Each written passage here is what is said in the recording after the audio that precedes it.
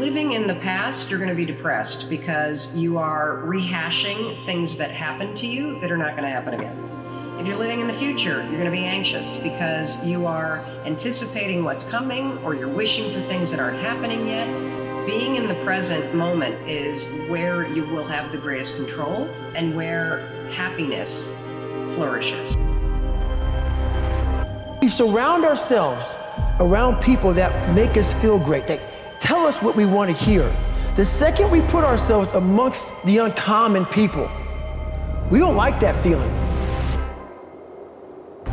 I don't know, I lost my edge. What's going on? Because once you hit the top of the mountain, guess what happened? I'm good. I'm good, so you wonder why you're falling down now. Because once you reach the top of the mountain, you got to build up another one. That's mediocrity. There's a lot of people in mediocrity who have a nice resume, but they're one-timers, man. You don't become what you want. You become where your habits take you. There's no ending. And that's the person I listen to. That's the person who's gained knowledge. You gain knowledge through suffering. And on the other end of suffering is a world that very few have ever seen. It's a beautiful world, because that's where you find yourself.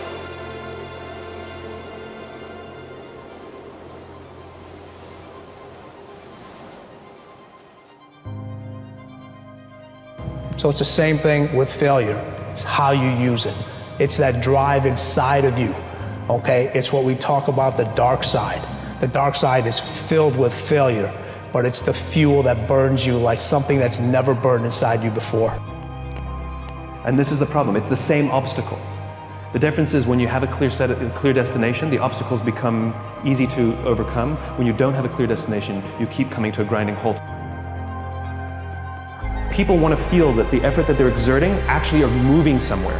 And so successful measurement, successful recognition is not just for the steps you take. It's not just for the effort. It's that the effort you exerted moved us closer to where we're trying to get to.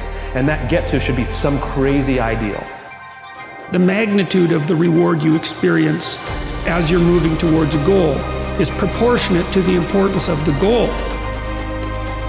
So that means the more important the goal you pick, the more possibility there is for that is life affirming. Fear fuels you. Fear lets you know, go get more information. Fear lets you know, stay up a little later and study. Fear lets you know, get up a little earlier. Fear lets you know, ask for help. Fear is informing you. It's not stopping you. It's just another emotion like love and compassion and gratitude. We just made it paralyze us.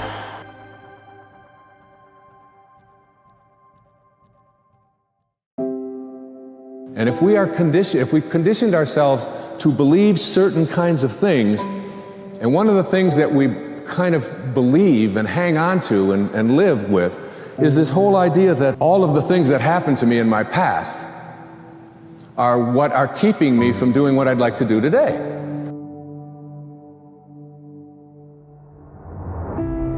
Be willing to go to the edge and not just lean over and feel the breeze and watch the people jump and watch them soar and look through the windows at all the people who are living great lives. Don't just go to the edge and feel it. Be willing to lean. Feel your heartbeat. Feel it. That lets you know you're alive. That lets you know you're okay. There's a formula for misery. And what we do in our life is we compare ourselves to the best day and the best picture on social media that we see of somebody else. We compare ourselves at different times in our lives too.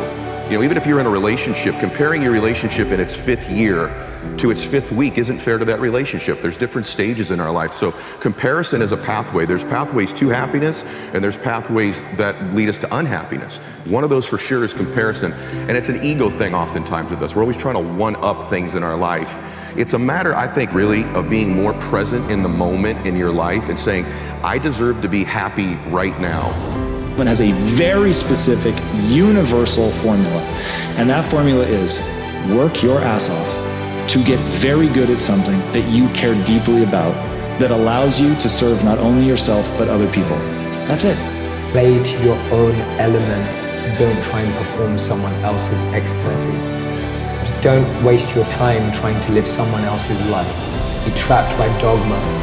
Focus in on your own strengths, your own element, what you have to offer. Don't get lost in trying to become like someone else or pretend to be someone else. And too many of us are fish trying to climb a tree. Too many of us are monkeys being taught how to swim. Too many of us are lions being taught to live like cats. We're not getting to live in our element. So my second piece of advice is live in that element that you've naturally been given. Don't try adopt another. You know, we've all got a special genius inside of us.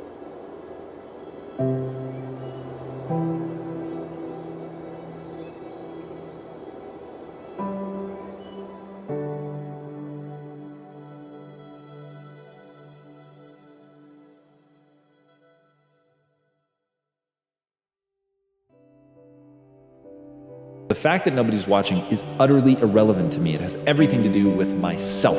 Now, the reason that this is important, the reason that I think that people need to do this is because that's how you shape your behavior. So, like water, over time can create the Grand Canyon, or you can take a polishing rock and shape stones.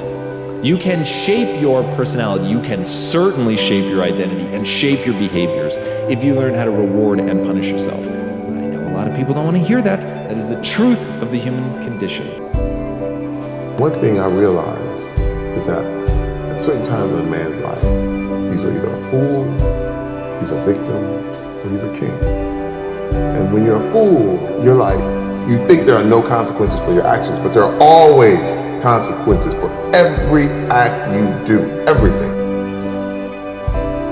And let me tell you, the table is always full of excuses because they're valid. There's a lot of people against you. And you can say, oh my God, this table is full. It's like, man, you know, this is the reason why I'm like this. And this is this, and man, you never run out.